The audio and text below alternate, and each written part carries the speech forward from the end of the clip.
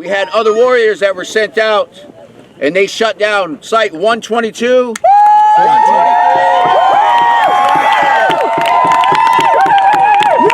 Shut down this whole work site here. So congratulate every one of you guys. We're here to stay. Crazy Horse lives.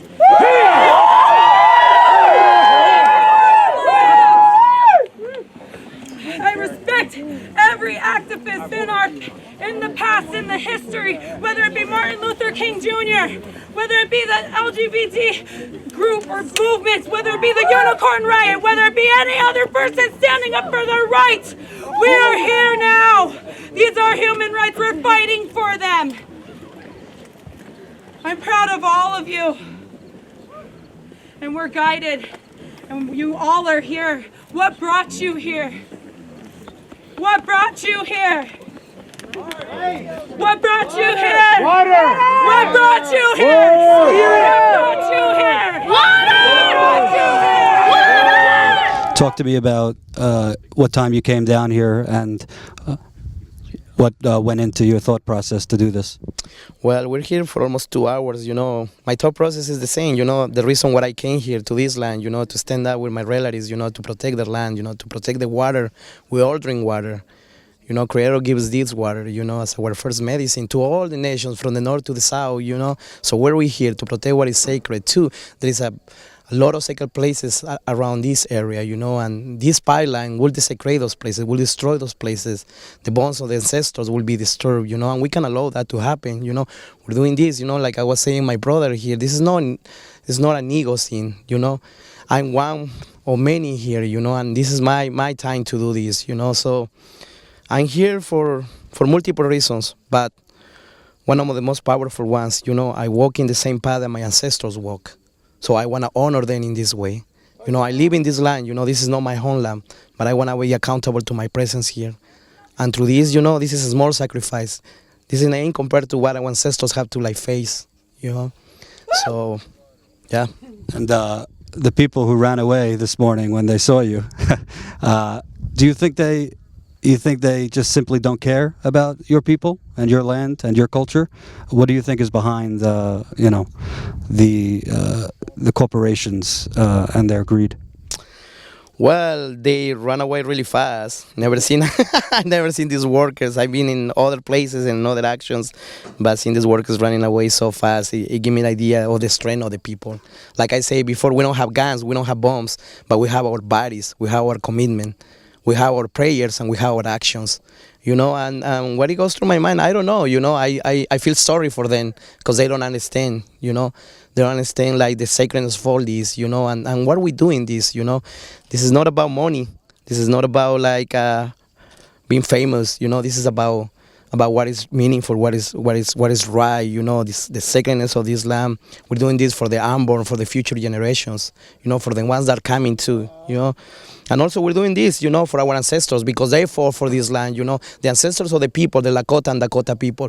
Over there is my sister there, she's doing the same thing that I'm doing, and I wanna honor her, as a warrior woman, as a Lakota woman, standing up, for her own land, for what is sacred, So we're all here for the same reason, many nations.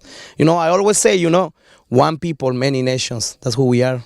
It's a family affair today. I have the sister of the gentleman we spoke to over there, who also has chained herself to this machine. You've been here for 3 weeks. Talk to me about this morning, and what was in your mind to come down here and put your body on the line.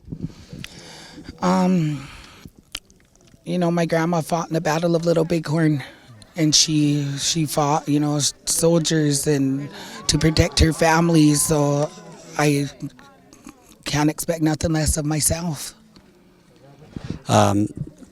Looking at everything that's happened in the last few days, it seems like not only people putting their bodies on the line, but kind of a community forming here to stand up for their rights, not just their water, but to stand against greed. Can you kind of talk about looking around at all the support, not just in person here, but kind of flowing in from around the country? It's really awesome to see all the many tribes gathered together to support each other in this fight. You know, we haven't gathered like that for 140 years. The first time we gathered like that was 140 years ago at the Battle of the Hundred in the Hand. And we're making history again today.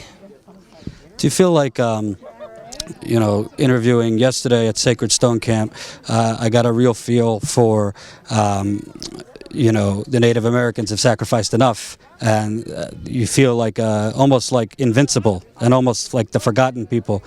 Do you feel like that's finally being shown to the country that, you know, we won't take that anymore? Yeah, and we still remain. We shall remain. You know, our ancestors fought so that we shall live. So it's up to us to do the same. And when you look at the corporations and, you know, the oil companies doing this, what do these people not understand? Obviously, their main interest is money. They don't understand that the earth doesn't belong to us. We belong to Mother Earth. We're her children, and we need to do everything we can to protect her and make sure, you know, that she's here for our children and our grandchildren and our great-grandchildren. And they need to have that safe drinking water. It's not, you can't drink water, you can't drink money, you can't drink oil. You need water to survive. Water is life. And do you think defeating this pipeline, if that's what happens, do you think that sets in motion a greater victory just for people who, you know, people who are looked at not as wealthy, not as the protected class, that this will really put down the gauntlet that, you know, money does not replace people, money cannot replace land? Right, I agree with that. I don't even know that we're going to benefit from this pipeline. I hear it's going all the way down. China's going to benefit from it, you know, so what? Reports come out that it's mostly foreign exports. Right, and so go poison your own land. Leave ours alone. And we just saw back and forth, it's not only the problem of this pipeline, but you have indigenous women being raped, and that's not a new thing. There's many things that need to be remedied. Can you kind of talk about that? Okay, so with these pipelines, with like the Bakken oil field, with the man camps that brought in meth and heroin, and once it hit the reservations, it spread like wildfire. And so we've had, you know, a lot of women come up missing around that area.